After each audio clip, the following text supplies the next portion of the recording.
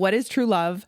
My name is Paget Kagy. This is Steven, my husband, and I dragged him onto this podcast because I thought it would be really great to get a spiritual perspective on relationships and love, and then also a more practical. He's like a non-spiritualist, very practical in a very, very different world. So like, how did we even also make that work, right? And it was a challenge for a while. So a little bit about Steve and me. We have been married for 4 years and we have been together for 9. I still have to like look at like, wait, it's 9, right? Time flies when you're having fun. Yeah. It hasn't always been easy. In fact, it was just really challenging and rough, actually. The first 6 months, glorious. And then it just got really challenging. But we've come out of that whole thing so much stronger, whereas I think a lot of other people would have just given up and broken up. So just a little backstory on Steve. Like I said, he's British. He moved to the States in 2013 for work. And my husband and I were just very, very different. He works in corporate with a very practical, non-spiritual outlook on things. He looks at things mostly through mindset. I'm highly creative, highly spiritual. I believe everything is energy. That is the basis in how I live my life, how I approach every aspect of my life. So we are going to get into it. Also, we got some of your guys' questions for my IG story. Thank you so much for submitting those questions. Steve and I were looking over those the other night. But first, I'm going to ask some questions to Steve. So Steve, how did we meet? We met on a dating app just over 9 years ago. Yeah, that's it really. I mean, it's a bit weird to say. We need to come up with a better story around that. But okay, so when you were also like in that dating space, by the way, Steve got very lucky. He was very efficient with dating. I was like his second first date. I was like your second first date on OkCupid, right? It's like manifestation. You were my 87th first date. I was your second first date. So again, the pattern of having to make everything harder. What were the qualities at the time, if you remember, that you were looking for in a partner? So I think for me, the biggest thing was someone with the same life values. Yes. That makes sense because as you mentioned, I'm like a mindset/values based individual, right? So big things for me, family, right? We'll probably get on to talk about family in a different way, but that sort of whole thing, right? Yeah. Like we both come from very loving, very caring families, and I think that's a big part of who we are. I think one of the points about you is like you come across as sometimes quite a hard exterior person, right? Everyone would probably see this, but there's a really soft center to you. And I think that gets again to the values piece, right? Someone with the same outlook on life, someone with the same life goals, ambitions, appreciation of life, and also the acknowledgement of the preciousness of life. But were you mentally, did you know that that's what you were looking for? Or did you come in, because I'm going to be honest, I came into the dating space being like, they got to be at least this tall. They got to at least have this kind of education. They got to have a job. They have to do this. They have to. I mean, the looks were obviously important. You tick that box. So then it became values based. You know what? I'm gonna say for me, like, so I came into our date. First of all, I was 20 minutes late because I was so disillusioned at that point. I had just ended a relationship. And what's funny is like nothing's changed in 9 years. So. Okay, no, I'm still late. For me, at that point when I met you, I had very low expectations for anything. I had just gotten out of like another relationship where someone moved away, like. For those of you who are familiar with my story, and I wasn't really expecting anything. I was, again, why I was late. And I even time boxed our date. But I remember like the first moment that I looked you in the eyes and I saw this, like I immediately just saw this kindness in your eyes. That's when I was like, I think that's actually the moment when I started opening up and I started relaxing a little bit. And then we were chatting, we were having boba. And then I realized that both of our sense of humors were aligned, even though he didn't seem like he had a goofy sense of humor. He revealed in our date that he did. And like, that was actually, if I had to pinpoint a moment where I'm like, oh, this could be something, it was that moment. It was not love at first sight for us, either of us. We were just kind of like, okay, this is a date, right? We were just getting to know each other. But it was in that moment where we both laughed at the same silly thing that I was like, oh, there's something here. And I know that sounds so arbitrary and stupid, but it's been such an important connecting piece in our relationship, actually, is even though we're so different, we're in two different worlds, we both have such a silly, goofy humor that we share, that we can meet in the middle on, that is so specific to us. Mm-hmm. So I'm going to ask you this question, like, what is the hardest part of staying in a committed relationship? I mean, I think there's lots of things about it, right? If we look at our relationship, I think it's having the patience, willingness, resilience, and all of the other attributes and qualities that you need in order to work through the really, really hard times. I think sometimes it's the willingness, and we both struggle with this, to let your ego down a little bit, right? We're both incredibly stubborn people. Yeah. Like, for instance, if something's really important to me, it's like really important to me. If something's not important at all to you, it's not important at all to you. And sometimes that becomes a bit of an issue. And if I think about a lot of the difficult times we had, it was that misunderstanding. And we still have that now, right? But I think it's the patience, the willingness, the resilience, all of those attributes to really work through it. I think it's a real deep understanding and appreciation of each other. Like that was the thing, the intrigue about you was this hard exterior, but the soft center. So like the first 6 months was really getting to know who you are, who are your values. And I think over time now we know each other better than we probably know ourselves to some extent, right? Like, of course we know ourselves well, but we can always tell where someone else is coming from, and we can call each other out on behaviors, traits, perspectives, things of that nature that we don't always agree with. And it gets the other person questioning, thinking, appreciating. So I think also that point is really important, like the willingness to really learn about someone and what drives their value, and then try and come at it from their perspective. To me, the key to staying in a committed relationship is taking accountability. So part of that is also being able to hold the triggers, like how the other person triggers you in some moments. Take a moment, go, okay, what was that? What was that energy, like fireball that just came up? Mm-hmm. Okay, like let's take a step back, observe yourself in that and go, okay, what is it in me that is creating this? And I think that's where I always come from, because I'm like, how do I take more accountability? That is my personal perspective of how to stay in a committed relationship. How do I take more accountability for what is happening?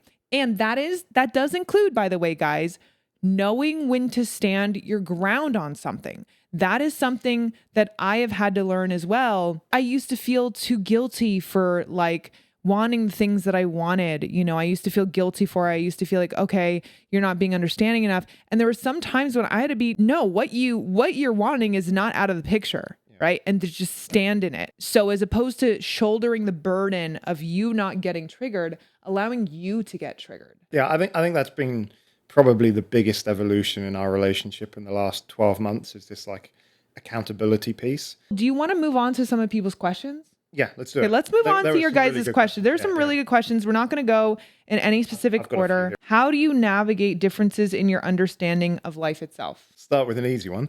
I know. Well, that was the first one. This is Odyssey of Pow. Like I think it comes from a place first, right, of understanding each other's perspective. As you mentioned in the introduction, right, we're very different people. And when you first went on your journey, it was really, really difficult for me to understand what the hell you were doing, right? Like just flat out broadly. What are you doing in your room? Sat there with a crystal on your forehead. Like, what are you doing? Like yelling and screaming. I remember being in San Francisco on a weekend away and ready to go out and have a great day out, and we had to wait 20 minutes whilst you blessed your water, sitting on the bed, like meditating with the water. You literally took a picture of me, and you can see me. I'm just in the hotel bed. I have my water, and I'm just meditating with my water, trying to purify my water into the frequency of what I want to manifest. Okay.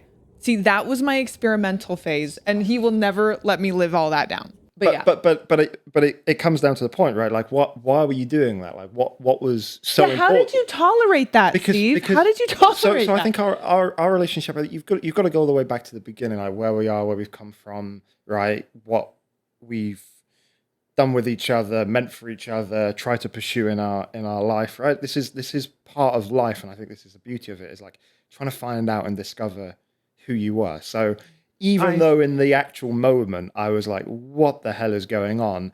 I do think I realized bigger picture that this was you trying to understand some really important questions about yourself, because you weren't in a great place. You weren't particularly happy.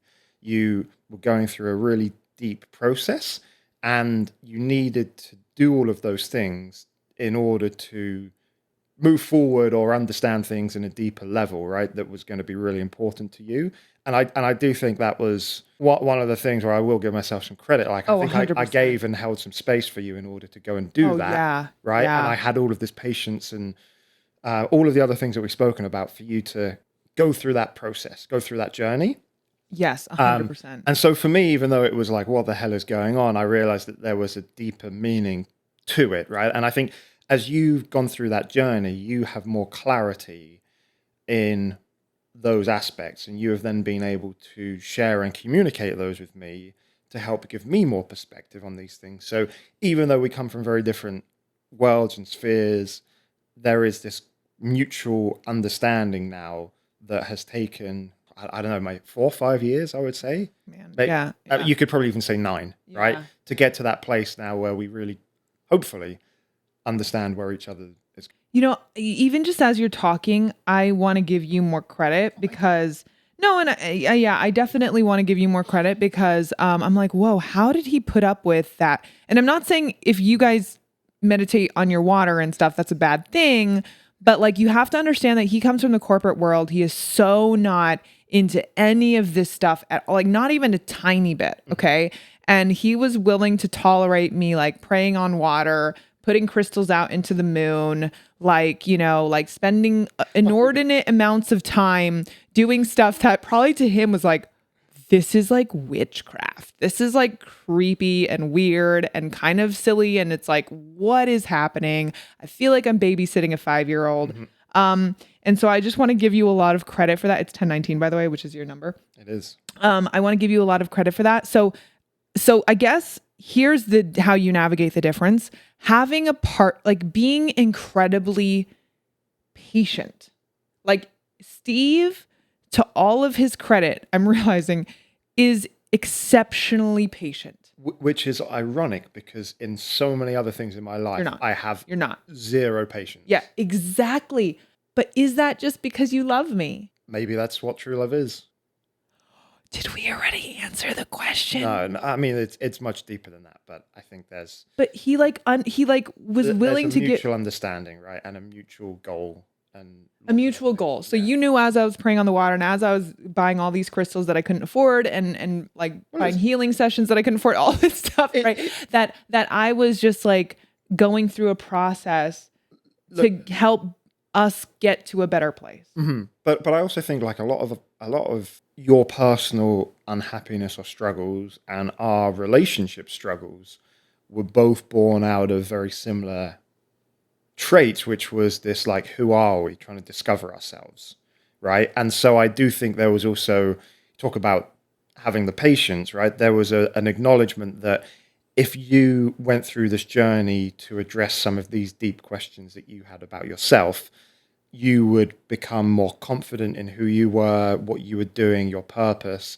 That would lead to your happiness and then our mutual happiness in our relationship, because the relationship is the sum of the parts, right? And if one person's unhappy and doesn't feel comfortable in their skin or their role or the dynamic, whatever it would be, then you're never going to have the relationship that you want. So there was that's a bigger purpose, right? It's like realizing that like in order for us to be really, really happy, like you needed to go through that process and that journey yourself. Yes. So here's what I love about this, that he's saying is basically what helps if you are so different is having the mutual goal, the common goal of like, where do we want to go together? What is your journey in doing that? What is my journey in doing that? Can we both honor each other's journey, which I know I did not do for very long. Can we both honor each other's journeys in getting to where we want to go individually, so that in the bigger picture, we can then meet up, right? And then live a better life together. And so I will give Steve so much credit in that as well. I'm giving you so much credit in this podcast. It's disgusting. It's the only way you're going to get me back. He is a bigger picture type of person. So that's also what helps you at work, right? It's what helps you succeed and excel and everything like that, is you're a bigger picture person. Okay, so this is a good question for you. Actually, this is from You Want to Know More. What is the role of a man in your relationship? Who does what? Isn't that such a good question? I would start by saying that I think we have a very modern relationship. Like, you did not take my last name, and I had absolutely zero issues with it. By the way, I just want to make this clear. If your last name was better than my last name, I would have taken it in a heartbeat. No, I don't. It purely was because I like my last name better. You have a very unique name. That's exactly it. That's all it is. But I think it's also important, because I think this hits on another question, right? Like, you are your own person. You were your own person before you met me. You should be your own person in our relationship, and you are your own entity, and you have the right to do whatever you truly desire, right? Like, I do not own you. And I do think, like, the whole taking someone's last name, yeah, it's nice, right? All of these different things, but the world in 2020, right, is very different to the world in 1990, 1980, whenever it would be. And I think that that's a really important part of the relationship. Now, I'm also a big advocate for men's mental health, because I do think the role of men in modern society has become really, really difficult. And I think that's a whole other topic, right? What is it's not like the breadwinner, the man goes out to work, he earns a living that pays for the home and 2 kids and a lifestyle that allows, very comfortable living. But the modern man is in a really difficult position, right? Yeah. You talk about manufacturing jobs, whatever it would be, right? You're getting into like some really political elements, but being a man in 2024 is much harder, I think, than being a man in 1980, right? And so I think that, and this is evolved over time, right? The role of a man, or the role of me in our relationship, is, yes, okay, I do some of the manly things, like take the bins out, and I actually do a lot of the laundry, though, right? And things of this nature. So we actually have a really open sort of dividing of responsibilities around the house and things like that, right? Like, there is no, okay, this is your job, that's your job, or things of that. I think I very much see it as, yes, I like to be a breadwinner, whatever you want to describe in that way, like support and provide for the family. And I think if you have that initial viewpoint of, like, I'm there to support, protect, and do all of those other different types of things, then actually what the lines become on a day-to-day basis doesn't really matter. Exactly. Yeah. I would say that like, it's not, we are not traditional by any means. Like, in the beginning, though, this really tripped me up, because I kept on operating, again, from this place of judgment of, like, well, Steve, you're the man, you should do X, Y, and Z, and or always just projecting back. But what I didn't realize, see, I talk about it from the energetic, is that I wasn't really being the woman who, like, could ask for those things in a way, or, like, because here's the thing, like, you're going to attract who you are being. So if I'm not leaving space for him to be the masculine role of, like, the provider and then all these other things, then that's as much on me as it is on him. It's not him to just mold into, right, like, a certain kind of role with certain rigid requirements. Like, you have to leave space for someone to grow into that and, like, be able to even feel motivated, by the way, to be that.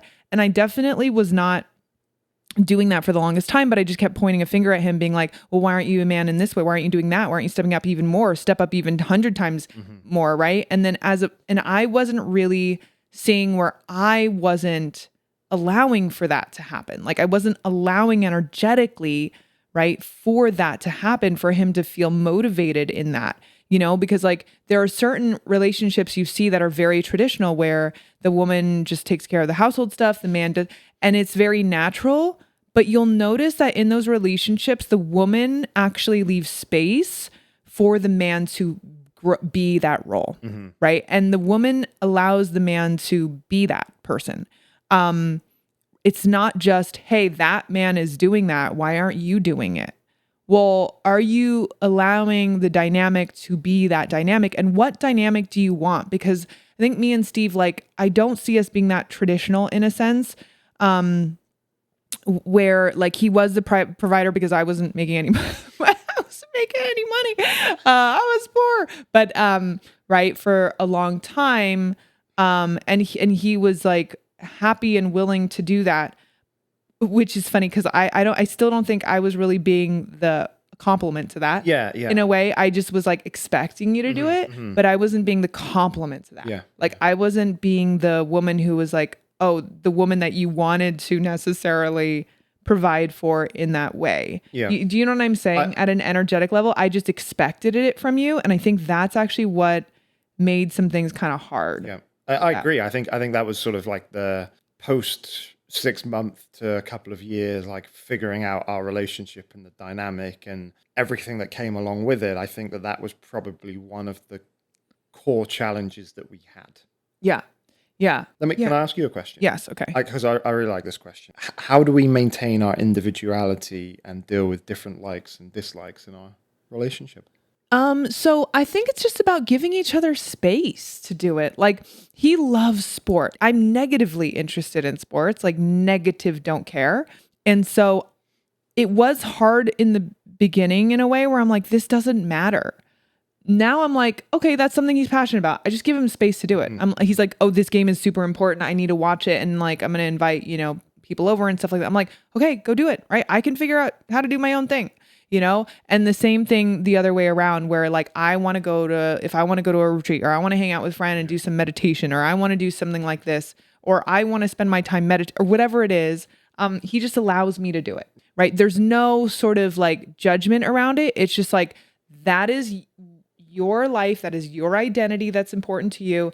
This is my life. This is my identity. That's important to me again. And then we can just meet in that like Venn diagram area. But our Venn diagram of overlap of interest is it's not. It's tiny. I know. We don't even like the same TV. The only things that we have liked are like a couple of movies that we're both obsessed with and a couple of TV shows that we're both obsessed with. And that is literally it. And then travel. So do you think it's important to have those likes? Or do you think because we share, going back to the beginning of the conversation, so many of the same or similar values, that it's actually more important that your values overlap way more than your likes? Way more important. You guys feel like you're going in the same direction of life. Okay. The same evolution, the same journey of evolving, than sharing the same likes and dislikes. That is my personal opinion, that if you guys both have an overlying goal, okay, of like, we both want to become better. So I know you're going to say it in a different way, but I believe that we both of us have this drive, share this value and this drive of like, we want to be the best versions of ourselves in however you talk about it, however I talk about it. We both want to be that best version of ourselves. We both have potential. We both know we have potential. We want to actualize that potential. And that is what drives us, like both. So even though we share no really similar interests at all, it's okay because we're both like riding the same wave, even if we're doing different things as we're riding the wave. And I think we are both the massive outliers in our families. Yes. And I think we have different but very similar upbringings in terms of interest, passions, desires.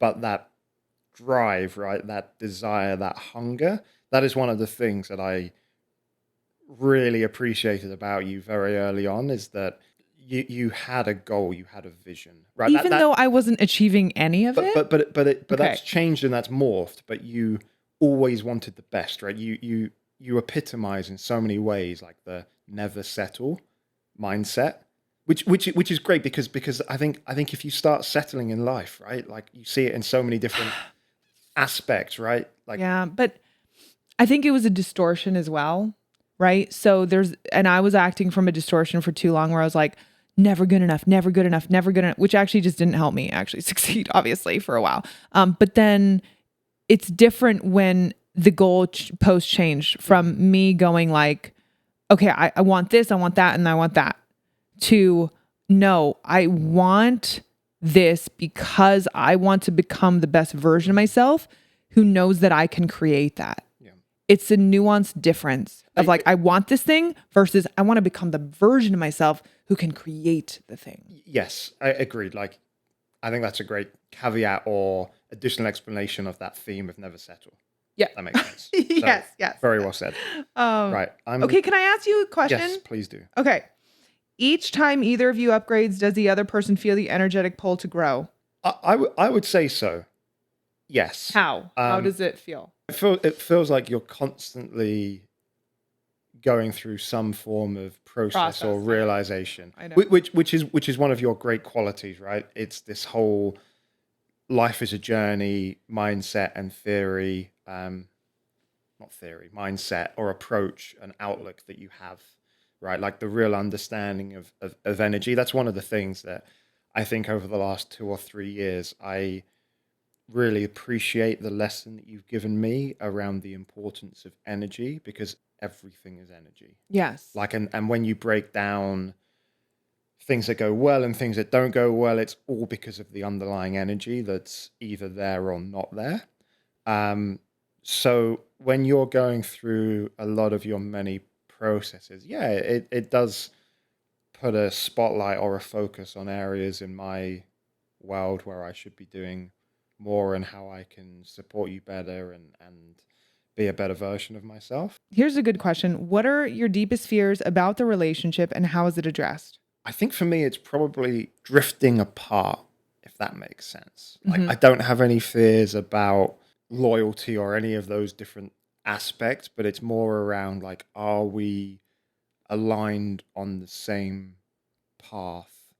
And are we going to continue to support each other in the same way moving forward? Which I have no doubts that we will, right? But it's based upon that sort of just like evolving and drifting apart, right? And how do you maintain the same goals, values, willingness to work through the tough times, appreciation for the other person? It just sort of fizzles out and you just drift apart, right? And that's sort of like a natural end. Then you're just like, look, we're no longer aligned, right? And I think that probably happens quite a lot. And in some ways, it's difficult, right? Because there's not a lot what you can do about it. Exactly. Various other things. I think that's why we've actually become so much closer. If I think about our relationship over the course of 9 years, like we are closer now than I think we've ever been. And I hope that only continues moving forward because we are making sure that all of those things align. Yeah. And we have not like a process, but we have a way of being able to check in on those items and aspects aligning. Yeah. Well, let's put it this way. I am super hyper vigilant around stuff like this. So I will speak up. I will say it feels like we're not connecting enough. We're not spending enough time connecting with each other. That's probably exactly my fear too. If I were to pinpoint what my fear is, it is the normal human fear of things ending, right? And whether it is because it's a good thing or under not so great circumstances, but it's that, man, that's actually really poignant because it gets to the general fear that I think plagues both of us on some level. And I think we also, while we share a lot of the same values, with that, we share a lot of the same fundamental fears 100%. About life itself, which is like, oh my gosh, this doesn't last forever.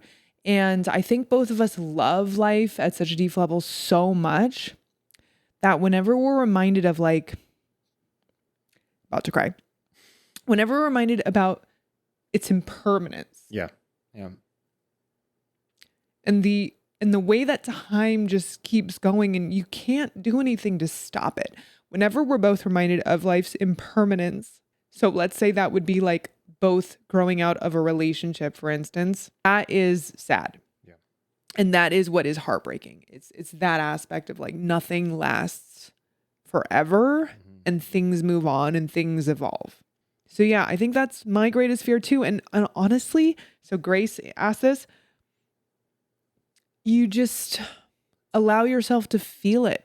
You just allow yourself to accept that that is part of the human experience.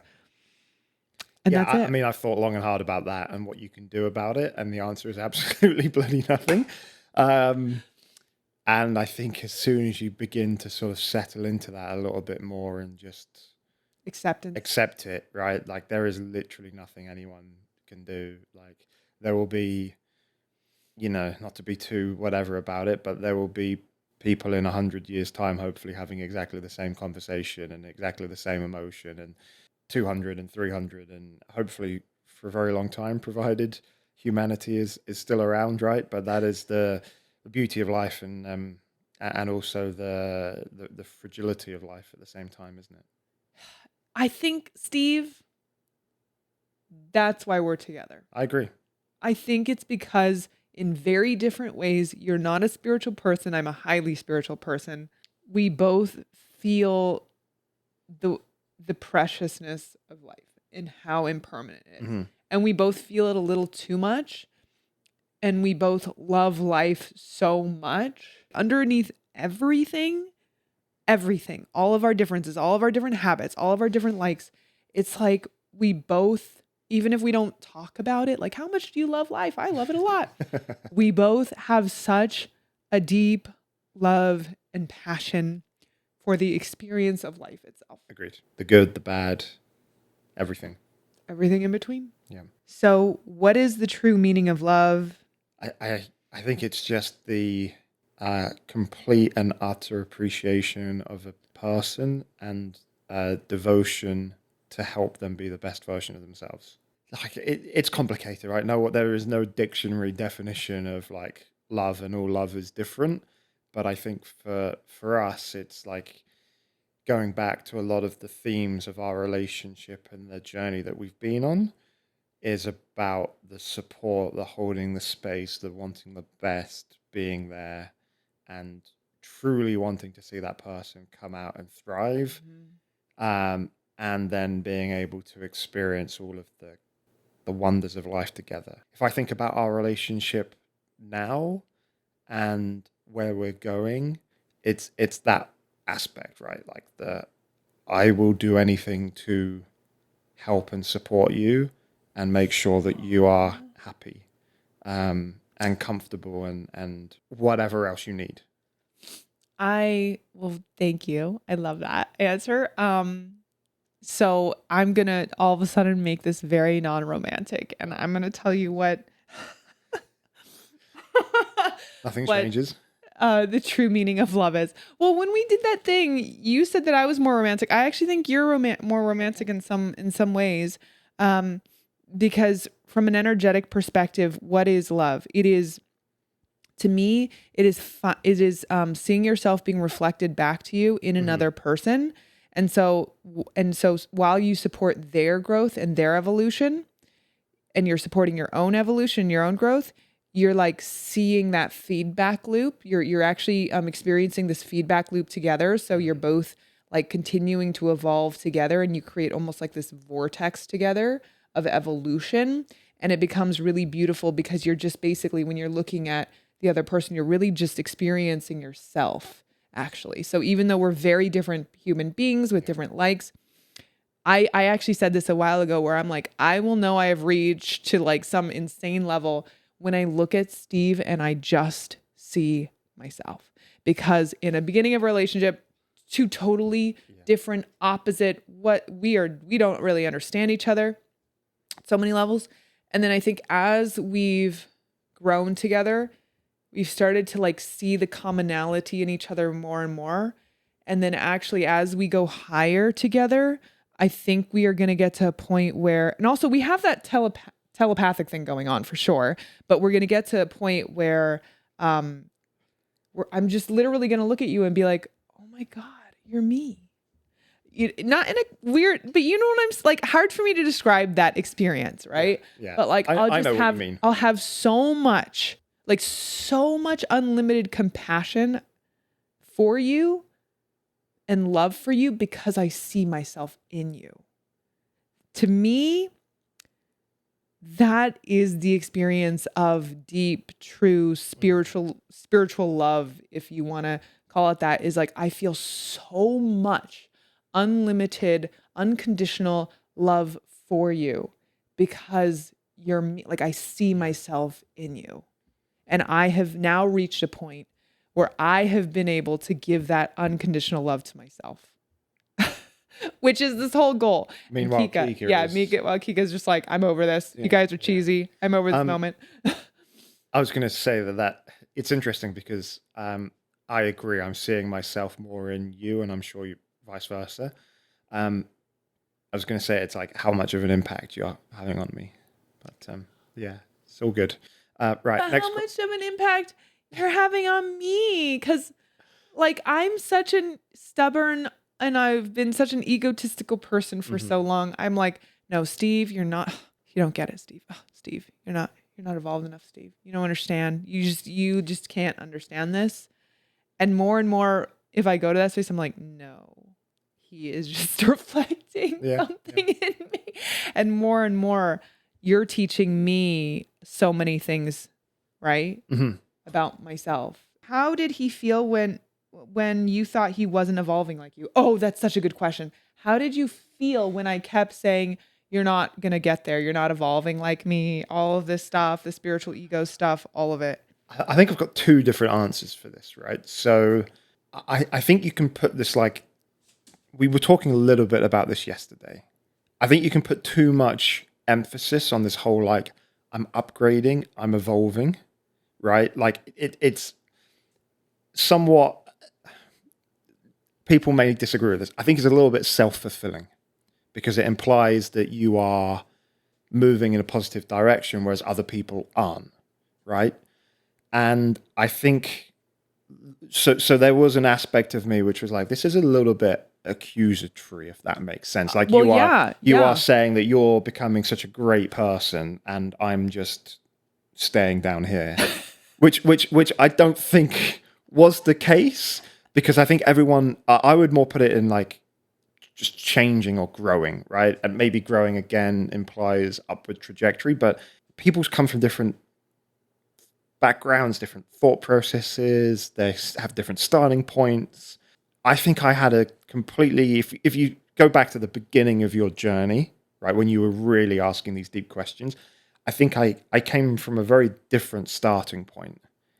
And I thought it was accusatory that you were saying that I was like not anywhere near your level, right? Because you were trying to put yourself on a pedestal in order to justify my own journey. Exactly. Yeah. And I think that is a really difficult scenario, particularly in a relationship where someone's really into it and someone isn't.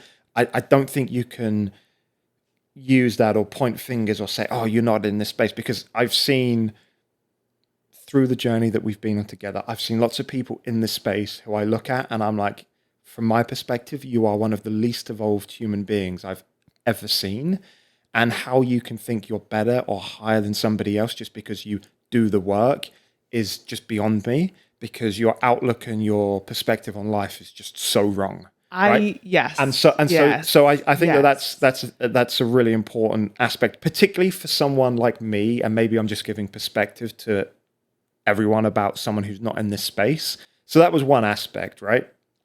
What was the question again, to make sure I'm how did he feel when you thought he wasn't evolving like I also think there was just like, go back to the appreciation or the understanding point. This was all part of like, one, finding out who you are, being more comfortable in your skin, and then going on the journey together, right? Like what frustrated me is you didn't feel like I was willing to learn or evolve, right? You thought that I was just like this really, really stubborn person, and you probably weren't wrong to a large extent. But I think we never really had the conversation in the right way where we were seeking to understand each other's perspective, right? And be like, well, look, I'm supporting your journey. Like, this is my journey. This is where I'm going. This is how I'm going to go about my journey and get there. And it may look and feel different. We may use different words, but ultimately we want the same end goal or outcome. Totally. It's just speaking different languages. And so actually it's so interesting, because actually the more I actually evolved, guys, like the more I actually focused on my evolution, the more I was seeing how actually he was way more evolved than I even gave him credit for. Right here I am, not being able to create abundance, not being able to do this, not being able to do that, not being able to show up for myself. Right? He was successful. He was doing his own thing. Okay. He went through his own processes. Right. And I wasn't validating any of it because it didn't look like my process because it wasn't in my language, but he was still evolving. And in so many ways, he was more evolved than I was. And now it seems so silly that like I would be with some spiritual friends and we would have discussions together. Like, is Steve going to evolve? Like, is he okay? Like, is he going to come with about me as if I'm a Pokemon? Exactly. Like, is he gonna evolve? Is he gonna get to like Charizard or whatever, right? Level and stuff like that. And I'm just like, and now when I look at it, I'm like, we were so not evolved to even have those conversations when by so many other respects, Steve actually was doing a lot better than we were. Okay. Now I'm just like, I am glad this is being recorded. I'm glad this is being documented. Yeah, but sweetie, okay. But then once I got to a certain point for me to even see that, okay, like it's been a mutual thing. But yeah, like I'm kind of laughing at myself in the past for going, oh, I don't know if he like gets it. Like just because he's not talking about aliens and the 10th dimension and angels, and he's not calling upon his higher self. He's not meditating. And he's not tea towel over his head. And he's not channeling messages from the Palladians of this 11th circle or whatever, right? Just because he's not doing these things and he doesn't like listening. So, oh my God, this is hilarious. Do you remember when I would force you to listen to that guy with a tea towel over his head, like channeling messages from like Centurion? I don't even know what the word was.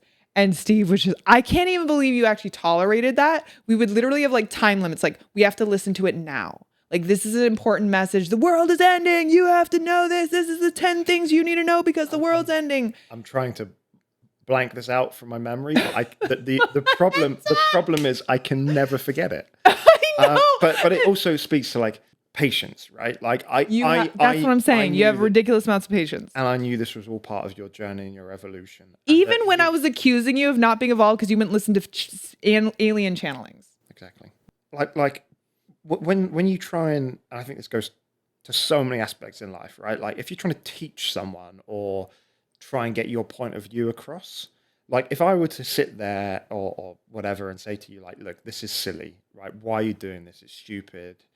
And like you have to, or you have to do it this way. Yeah, that's right, true. Right, you're not going to listen. So like so much of learning in life is by doing, by seeing, by appreciating and gaining perspective. And so much of that you can only do yourself. And the best lessons in life you're ever going to learn in many ways have to be self-taught or self-realized.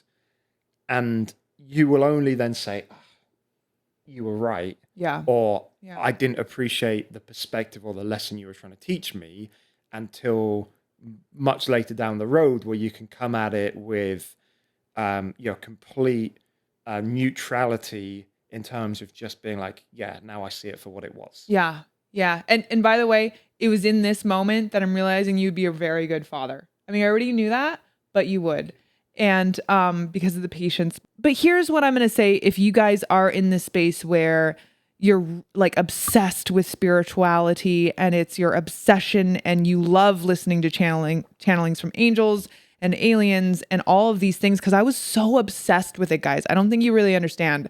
And while those things didn't change my life, okay, they allowed me to open myself up to a totally different perspective, to go, there is so much more than what meets the eye, to then allow me to go on the ultimate journey where I was able to change my life. So thank goodness for you for putting up with that, because if you smashed it down, I probably wouldn't be where I am. Yeah.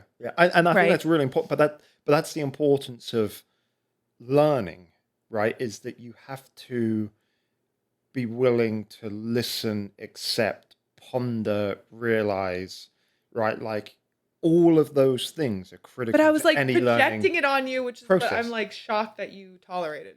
Partly where you are, but it's also partly your learning experience, right? Like there's absolutely nothing. Were you ever smirking in the background?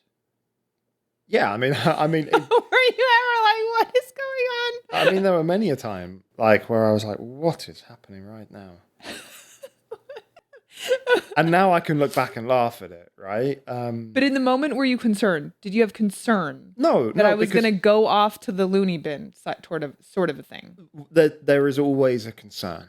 Oh, really? Okay. I mean, when you're watching someone with a tea towel over his head receiving messages from the Palladians, and it's all clickbait as well, which is the thing that really frustrates me because I saw it for exactly what it was. He's like, this once in a 5,000 year event is happening tomorrow. And it's like, how are we alive at this particular moment in time? Aren't we the luckiest people ever? And then next week, there was another once in a million year event happening. It's like, Jesus Christ, what's the odds of both of these things happening at the same time?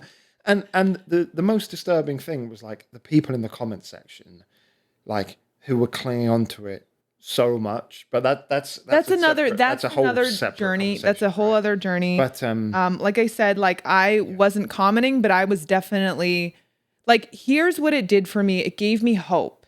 It gave me hope that things were going to change.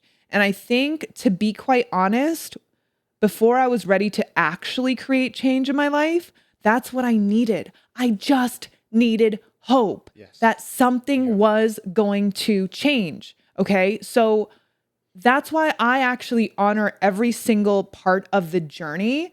And I believe that if you're with the right person, they are going to offer you the patience and the space eventually, right? At least to some degree, to go on your own journey. And the best thing you can say is like, look, I'm on my own journey in finding more out about myself. Mm-hmm. I need this. This is the space that I need to do this in. Yeah. Can you just respect that? Because I will respect you. It doesn't mean our relationship is ending. It doesn't mean it's the end of the world or anything like that. It's just, I need to find myself at a deeper level, and this is what I need to do it. Yeah. And I think maybe to wrap up, right, on this particular point is you and me both have a really strong belief that we are the creators of our own reality. In different ways. Right. In different ways. Like, yeah, professionally, personally, for me, I'm like, you can go and do it, right? Like, if you really, really want something, there is nothing that should ever stop you going out and pursuing what you want. My issue, I think, if you bring it back to the Palladian channeling or whatever else it would be, is that is a really disempowered version of yourself where you are clinging on to someone else's story as this savior or this thing that's going to happen, and that's why you need to go and do that. I see that as so disempowered. Like something else is going to save you from outside of yourself. Exactly. Like, and I think that's one of my biggest messages to anyone at any point is like, if you want something, go and create it, right? Like you can do, this is 2024, right? You can go and create whatever you want. If you want it, think about it, manifest it, go out and deliver and execute upon it, because like anything is possible if you really put your mind to it and if you really, really want it. 100%, right? And it's all just about from an energetic, and I share the same belief, obviously. So that's actually what we also share, is we both share the same belief that you are limitless. So I will say limitless. He will say anything's possible for you. You can create it. You could do it. I will say we are limitless. Like our fundamental nature is limitlessness. So then to me, it's all about asking the question, well, what is keeping me from understanding and realizing and knowing my brilliance and the limitlessness within me? And how can I show up and express that in the external reality and create the life I want to create? So it's not about adding things. It's not about changing. It's not about you have to be a different person. Mm-hmm. You have it within you. It's about unlocking that potential within you to then be able to manifest, create, live the life that you want. But both of us share that energy, that space with each other, and that dynamic between each other of like, let's create let's create it. Yep. Right? Let's create it, because the sky's the limit. The sky's the limit. Like we both also share that value, 100%. I think, where we're like, and even when he met me and I had no career and I didn't know what I was doing and I had so many issues, and I'm like, I don't even know. I'm going to be honest with you, Steve. I don't even know what you saw in me, but whatever. Okay. Like I had so many issues. But he had a career, like he had things going on, and I was so lost. But it was because he was able to see one tiny, I don't know what that nugget was, but he was able to see the nugget probably more than I was able to see the nugget. This nugget in me of like, oh, but she can do more. Mm-hmm. Oh, but she has potential, even though I didn't know that I had that potential. And Simon Sinek, I've seen like in a reel, like him saying this, he's like, you just need one person. Mm-hmm. You just need one person who believes in you more than you. Oh, sweetie. And I'm grateful you believed in me as well. But I'm realizing that you were that one person. But I literally only just realized that. Yeah. Okay. And on that note, for those of you stuck through this video for this long, this is our first, give it up for Steve. This is his first podcast appearance here. Hopefully it's not going to be the last. And so I want to thank you for joining this episode.